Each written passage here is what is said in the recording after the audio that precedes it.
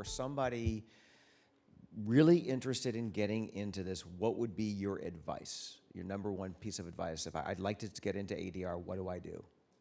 Yeah, the reason they call it a mystery is because it's not about joining a club, joining a group. It isn't anything like that. It's really about your talent and your skills and what you can bring to the set, what you have to offer, right? So I would say you gotta get into some improv classes, on-camera classes, even a commercial class helps. Voiceover, I would take voiceover classes, commercial voiceover, learn how to read copy. What if I had you at the mic and I said, you need to play the news reporter? You're like, I don't know what a news reporter does. Well, obviously I would bring someone in to do it, but I'm just saying you need to be up on those skills. This also isn't something for everyone.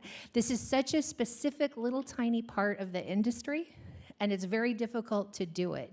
It's not something that just everyone can get up at the mic and do it. Do you see what I'm saying? So I would work on your skills. Go to your YouTube. Research. Go to YouTube and practice matching sync. Yeah. Just pick out a show that you like, whatever it is. If you like NCIS, if you like whatever your show is, watch it. And then just write down in your pad or on your computer what the different scenes are, time it. Okay, that scene was 3 minutes. And in the background, there's a cafe. And what do I see? I'm seeing people there. You can kind of cast yourself, to see what it would be like, just to get an idea. I need to fill up 3 minutes of dialogue where there's a couple there, they're sitting and they're having a friendly conversation. Can you do that? Can you do that several times with different conversations so they don't sound exactly the same? Different environments, different types of shows. Game of Thrones is going to be very different than a procedural. Yeah, and you know how actors will get together and hey, let's just read some plays this weekend, or let's do a workout group for voiceover, commercials, promo, whatever. Do an ADR workout group.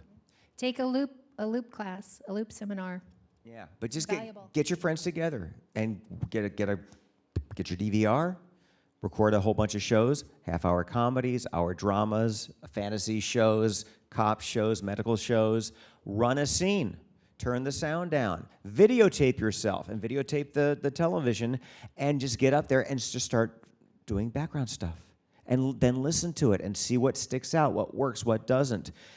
Write down some dialogue and revoice sync. Practice revoicing sync. This is the stuff you can do. This is the homework you can do to prepare for that time when you've done the networking to try to get your foot in the door, and all of a sudden they call you and say, hey, you're working on Thursday? Well, now you're prepared because you've worked out. And it is like anything else, guys. I said this before, I'll say it again. This is just a business of relationships. Who you know and being prepared when they call you. That's what this whole business is all about, but specifically ADR. Well, for starters, looping, just so you know, loop groups and being looping, it's not something we do for extra money. It is a career. So it's not something you can think, oh, I'll just do a little looping on the side to subsidize my on-camera career. It has very much so changed. Looping is a career, and there are people that are in it that are going to stay in it because they are the best at doing it. And so you have to wonder, what do you have to offer this community to come in? What are your strengths? Because if you're a beginner and you don't have good acting skills and you have no idea of the technique on the stage, it's not going to happen. So for me, once I had heard about looping and went to see a group do it, like I said, when I was a kid, I was able to revoice people and not know that's what I was doing. So I already had that skill. So looping for me when I first started doing it was very easy, and I loved it. And I was in a loop group doing a lot of work. And then I started a loop group and got work, and it took off from there till now. And my first... But it's relationships, right? Yes. It's very much so in meeting people, but it's also that they need to need you. Right? Because I have hundreds of people, I would say maybe 2,000 people on my roster of foreign languages and kids and adults and all different people that I can pull from, right? And I hire through all the voiceover talent in LA as well as on-camera talent. And so why do I need you? Do you have a special skill? Because my roster's pretty big, right? So it's what you have to figure out. What can you bring to this business? And you need to learn that it is a business. It's very much so a big business. And you can't lie about your skill. Because we quickly find out in the loop studio right away. You don't want to fake it.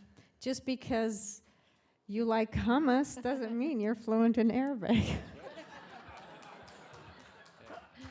Just, yeah, there's a lot of people, like, you know, a lot of people here in LA, they hear the language Spanish, Spanglish, and they're like, oh, yeah, I can say ese, I can say vato, you know, but like when we do scenes, you have to be familiar with the regions.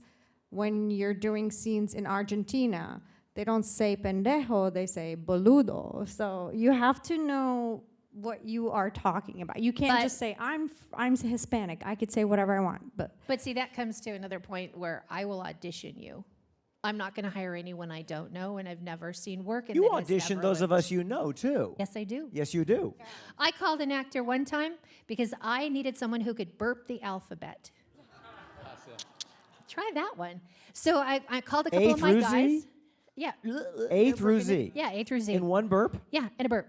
And so I called up one guy that I thought, oh, this guy can do it. He does a lot of animation. He was at the airport at LAX. And I said, hey, okay, burp the alphabet for me, go. And he's like, I'm standing in the middle of the airport. And I'm like, well, let's go for it.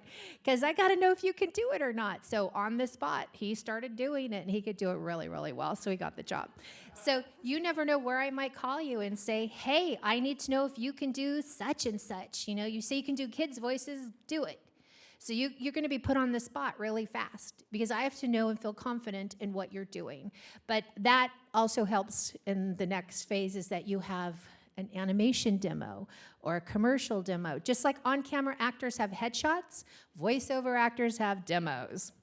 And a job I just cast last week, actually Bob was on, all the talent in that loop group was chosen by the director and producer and such off their demos. So I selected who I knew could do what they were asking for, and they chose them.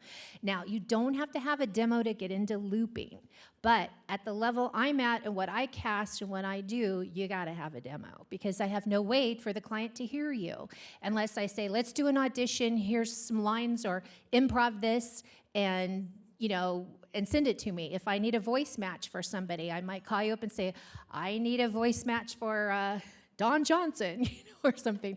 And my actors will quickly go on to YouTube and they'll listen to some clips somebody was in, right? And then they just start imitating the voice, and then I'll get them all back and we listen to see who sounds like this actor. But I pretty much know who's the voice match for everybody now. I have a ton of voice match people, but you're asked to do things on the spot. So you can't be scared, and you have to do your research, and you have to be able to stand up to me and say, this is what I do, this is what I can offer you, this is who I am, and I gotta know that and trust that in you. But you also need to take a looping class or something. You need to learn the skill of it. The technical part of it. Technique. You don't just come into a room and stand there in front of a mic and hang out with the group.